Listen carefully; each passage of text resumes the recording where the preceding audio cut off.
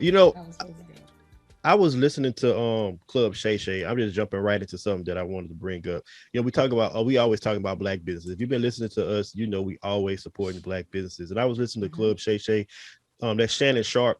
He's one of the hosts on Undisputed, which is on Fox Sports, and he has his own podcast. And he had E-40. He has a show where he invites celebrities on, and they drink alcohol. They talk about different types of drinks, and they just talk about the person, or they just talk about stuff. He had E-40 on there.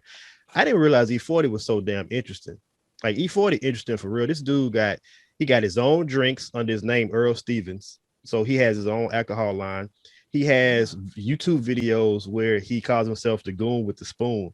Like this dude is like a unofficial chef because he was talking about how you know, started cooking when he was younger, working in different restaurants. And he didn't go to school for it, but he learned. He was talking about all these different meals that he cooks. And I'm not talking about stuff I consider myself a good cook, but just because I follow a recipe, like this dude know how to cook, So he got this line of pots and pans coming out.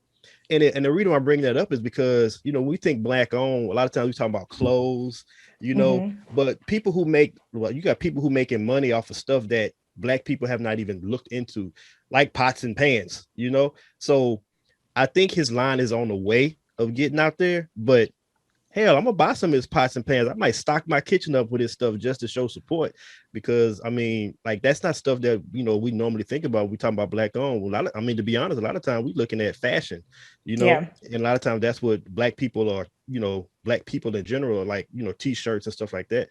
But I mean, there's so many areas of business. But he got alcohol, which I know a lot of famous people do. He got pots and pans, and the dude is just E-40, check him out. The He's dude is funny. just interesting, like for Yeah. real interesting. I never really paid much attention to that cat, but I just wanted to kind of highlight that business at the beginning of the show because I thought it was kind of interesting.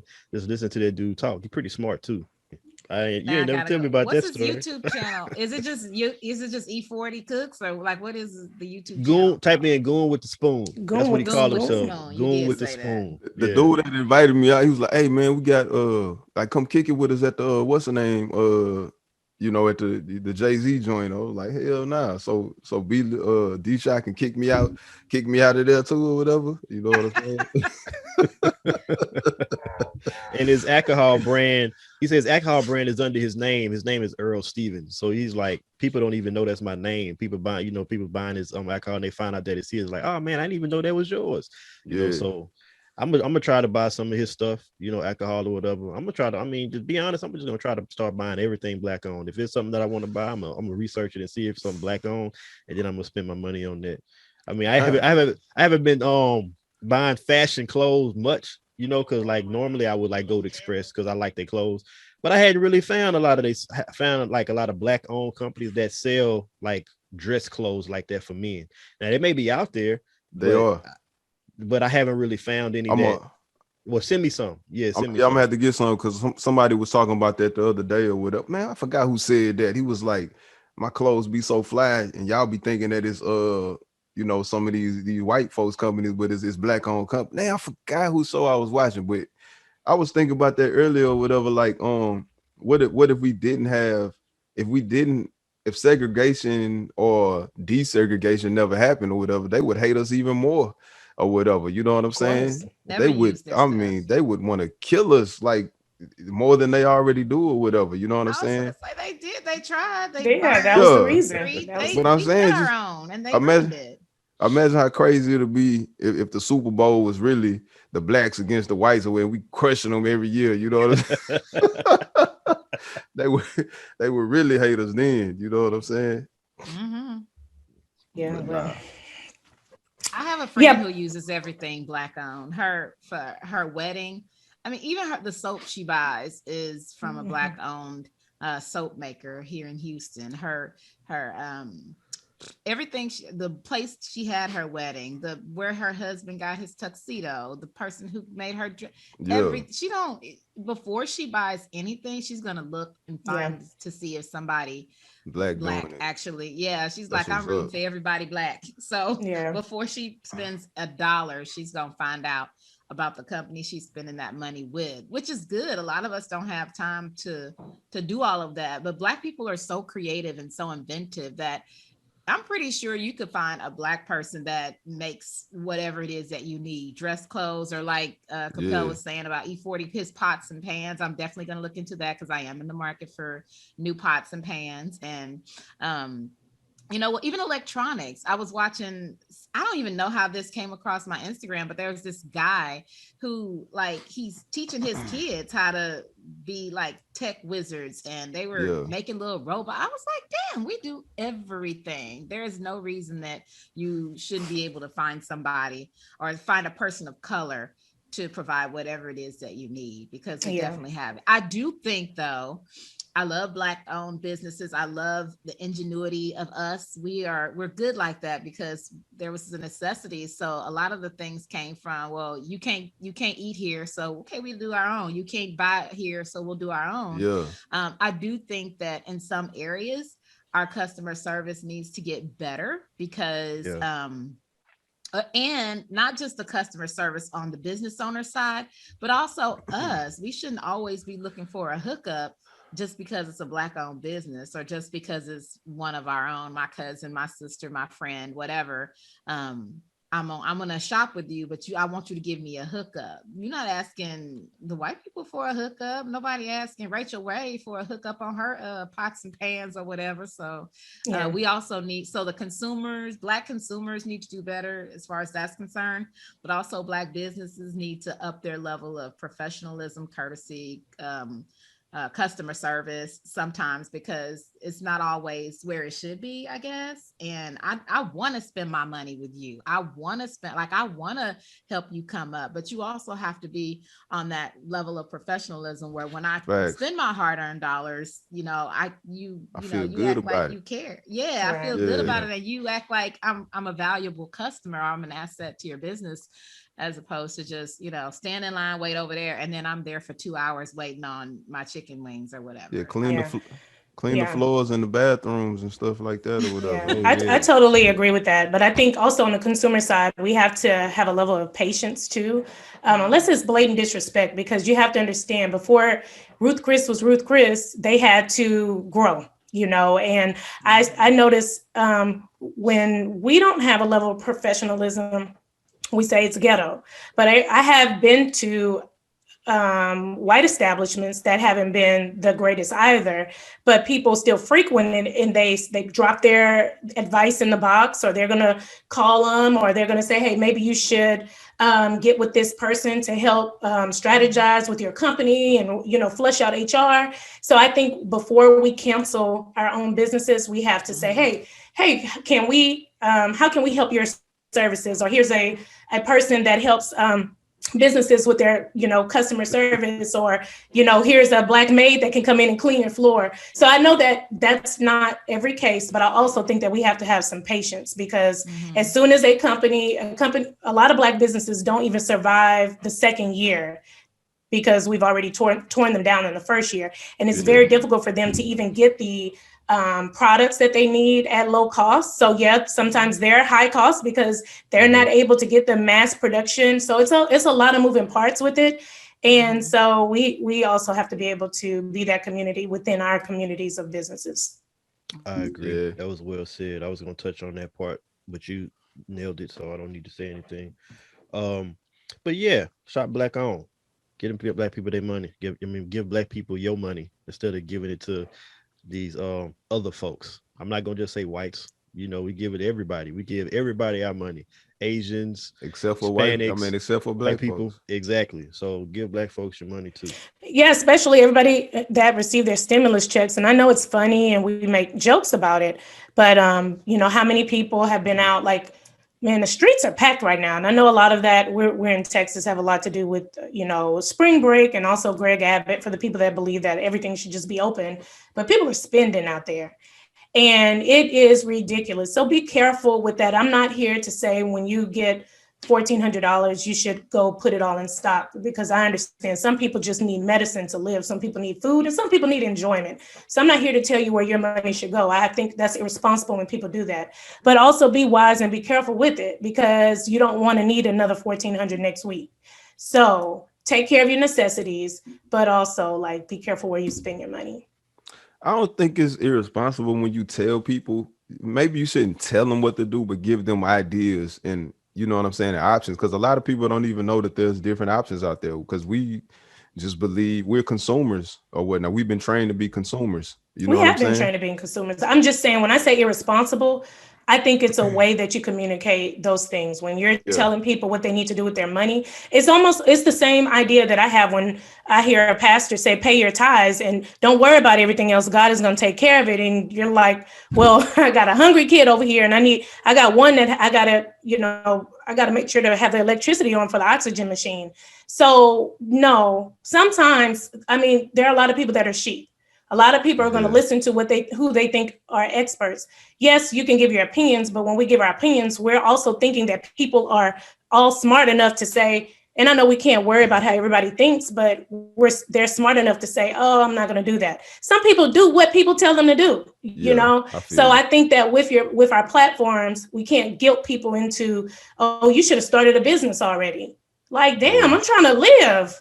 Yeah, and So and the other thing of that is, Ebony, you know, the other thing of that is everybody, I mean, I'm sorry, it's just the truth. Everybody is not built to start a business. right. Yes, That's this is that's not true. everybody doesn't have that in them to be organized enough, driven enough, consistent enough, whatever you want to call it. Some people, even if they want to start, you got people who want to start a business and that's not their thing. And they don't realize it and they end up using lots of money and time wasted because being a businessman is not for you. And then they have some people who just know that's not for them. And sometimes people guilt you into it. It feels like that. I'm not gonna say people do because I've never had anybody directly say that to me, but it feels like, you know, when you hear people talk or you say you read messages and stuff like, if you're not trying to start a business, then you a sheep. You a sheep to society. I'm like, come on now, that can't be how you put it out there, you know. I love my job. I realize that I'm working for somebody. I realize that the system of education is broken, but I love what I do with the people that I work with and the kids that I work with. And somebody got to do that shit. You know what I'm saying? So, you know, Bruh. on the side, I can be doing something else. Yes, I can be investing. I can be The, trying to make money. I can be trying to make myself a millionaire. But the job that I do and other people, everybody's not built to be a business person or have their own you business. So, you know, you absolutely right. My thing is about the people that complain. yeah, Like you like your job, you like doing what you do, but if you was always complaining about your job and stuff like that, and then people giving you ideas and different options and Mhm. stuff, like it's those people that I'm like, just throw my hands up at. You know what I'm saying? yeah, Those are the people I have an issue with. Like if you want to be homeless, that's great, but you gotta want to don't then complain. You know what I'm saying? That you're not eating every day and stuff yeah, like that or whatever when you could have got a job. You know what I mean? yeah. Right. I feel that. Yeah, I'm not equipped. I realized a long time ago that I'm not equipped to, not that I'm not equipped. I'm sure if I put my mind to it, I could start a business and own it and do all of the things, but I don't want to. Like I would, but I don't want to. I Yeah, love my job too. And I love I don't get to spend a lot of time um just sitting around. I'm always busy doing something, and I feel like I'm productive in that way. I'm very blessed. But I don't want to be like always hustling, I guess. And like when I start thinking about selling things or trying to get people to buy into what I want Yeah, them to buy into, like my heart starts beating fast, and then I'm like feel defeated even before I get started because I don't want people coming at me going, here, buy my product, do this thing, do this thing. I'm like, please shut up talking to me. When I need you, I will come and find you. yeah, So I yeah, look at all the advertisements for the Black owned businesses, and when I'm looking for something, that's what I go looking for somebody of color, person of color to patronize their business so they get my Black dollars so hmm, that they can come up and then invest back into the Black community. So I have no desire to own a business. I don't, people have told me you need to start your own school. Even like when the pandemic first happened, I had a friend who kept hitting me up and he was like, you ready to start that online school yet? We could do it together. I'm gonna help you with this part, invest this much money. And I was like, please leave me alone. I don't want to start an online. That seems like a lot of, so maybe a little bit of it might be laziness, but I think more is just like I like what I'm doing right now, hmm. and I don't want to leave me alone about starting a business. I've heard that. Like, I felt shame, like, dang, should I be starting a business right now? Everybody's starting their own thing, and everybody talking about being pandemic proof. And a lot of things, even when you start a business, if other people are losing their jobs because their jobs were not pandemic proof, who has money to put into your business if they're not making any money? So I thought of it like that as well. But you're right. Not everybody is wanting to start their own business. Even if I know I can, I just don't want to. Yeah. I want I to. think another thing is some people because like you're apprehensive because you don't know. You know what I'm saying? You don't know how much work it is. What if it's the easiest thing in the world, but you just don't know? But that apprehension and anxiety is keeping you Mm-hmm. from learning or whatever. You know what I'm saying? Like I've literally, one of my dogs told me he had a trucking company or whatever, and his brother could have came and worked for him or whatever, but he literally, and it'd have been a better situation and everything. He literally turned the position down because he doesn't like to fill out applications. So What? there's people out there that What? and I've heard these type of stories 1,000 times that, you know, just like they say, if you want to hide something from a black person, put it in a book. That's Mhm. true a lot of times, that we won't Mhm. even take the time out to just read this little bit of information. Some people won't do like the PPP and all of that. Some people not going to do it just because it's too much paperwork, or they Yeah. think it's too much paperwork, and it may not even be that much. Even if it is, I don't give a damn. If I had to do paperwork for a year and it's gonna yield me 100,000, that mean that was my job for that year. You know what I'm saying? Yeah. Like, Mhm. I mean, I So don't know. I mean, you right. I think it's one of those things where so many different there's so many situations that's different.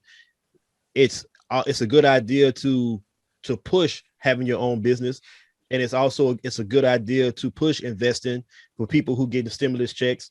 But Mhm. at the same time, some of those people, it's not a good idea. So it's always going to be a conversation around like how you say it. I think it's really about how you push it, how you push it out there. Because so Yeah, for example, like Damon, everything you just said was right. And that specific example you gave, like that just sounds Mhm. like a lazy person who is not Yeah. trying to help themselves out. But at the yeah, same time, it's like what Gina said is also very true about, and the thing you said about like the apprehension of like not knowing like how much work it is. mm-hmm. But like what Gina said is also very real. Like maybe she doesn't know how much work it is, but that don't necessarily mean that knowing is going to make her want to do it. That's Because true. for Wow. me, yeah, because It for Yeah, me, won't. like What? I've looked into like how much it would take for me to do start a business. I don't want to do that because it's like this catch 22. You think about rich people, and mostly white. This is how white people have been able to live their lives, and their children have been able to like have mediocre jobs even though they have money, is because their parents in the past, they're not in the past, but their parents have built up stocks for them, or their parents have built up um funds for them. So, like I said, I know I've worked with teachers who drive Benzes, not because they have a spouse that's rich, but because they can work a job where they are happy because they have assets that were given to them from family. Mhm. So they can choose happiness in their workplace and yeah, still be okay with straight up. finances. Because they We have a don't cushion. have that option. It's Yeah. either we're going to find a job that we're making a lot of money so we can try to build some type of wealth or build something for our kids in the future, or we're going to choose a job that makes us happy. And it's hard to do both if you're not investing, Right. because if you're going to do a business, you're not working a regular job and doing a business that's going to make you millions of dollars. You're going to have to stop whatever that job is at some point and put your all into your business. So in order for you to make money, you're going to have to invest, and you're going to have to do it at a high level. And over time you'll make money while you still work your job. I think that's the key to trying to build some type of wealth, is the investment. Damon, you do really well with that. I'm trying to jump on your coattails because you're doing good with your stocks and stuff like that. But I like my job. So if I didn't like my job, I would probably be looking for something else. Maybe it'll be a business, maybe not. But I Yeah, do like my job. I feel like my why and my what is I'm right in it. And I don't want to lose that to try to invest in wealth. You know what? But I'm not Not arguing with you. invest in wealth. I'm sorry, I said it wrong. To Yeah, invest in I a know what you're business to saying. get I'm wealth. like, wait Yeah, a minute, yeah, you want yeah. the Well, wealth? and Get wealth to is invest in a health. business. Yeah, Wealth is health also. You have to, if yeah. you know your purpose, money comes too, and so people need to do what's best for their lives and their family. I just think we just have to be, and even with the quitting the job, I know years ago when I would go to all these women empowerment things and women encourage other women, quit your job. If you really want to do it, just quit your job. And that's irresponsible too. Some people can quit their job. Some people need to use their primary source of income to fund this future source. Mm-hmm.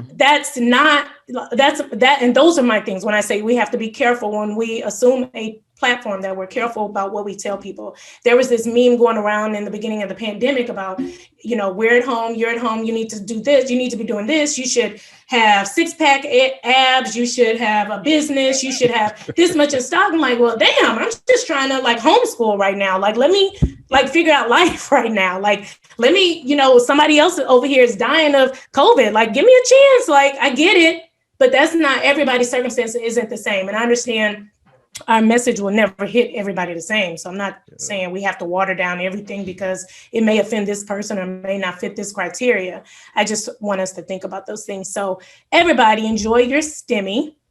And hopefully that STEMI is creating generational wealth. And if it's only creating what is it, crab legs or whatever, then you better take pics, enjoy that shit, hashtag. Eat them slow, make it Until last. until the next time. Exactly. I don't know. So I'm holding on to mine so I can figure out where to put it. But we paid an extra house note and we're doing stuff to Get try ahead. to be responsible. Yeah, to be responsible with it and not just be out here, partying. Even though maybe some people need that right now because they finally see a light at the end of the tunnel. This has been a long, hard road with this pandemic and people losing their jobs and losing their income. If you didn't have anything put away, then you were in a bad way if you lost your income. So I can see people finally oh, let's celebrate, let's have a back in the black party because we're not in the red anymore or whatever. But, do what you do as long as you are, being responsible and taking care of things on the back end. But I mean, that's what we're trying to do, at least in my household. But yeah, you can't tell people how to spend their money. I don't think it's irresponsible to give advice, but I also think it's a good idea to wait until somebody asks you for your advice.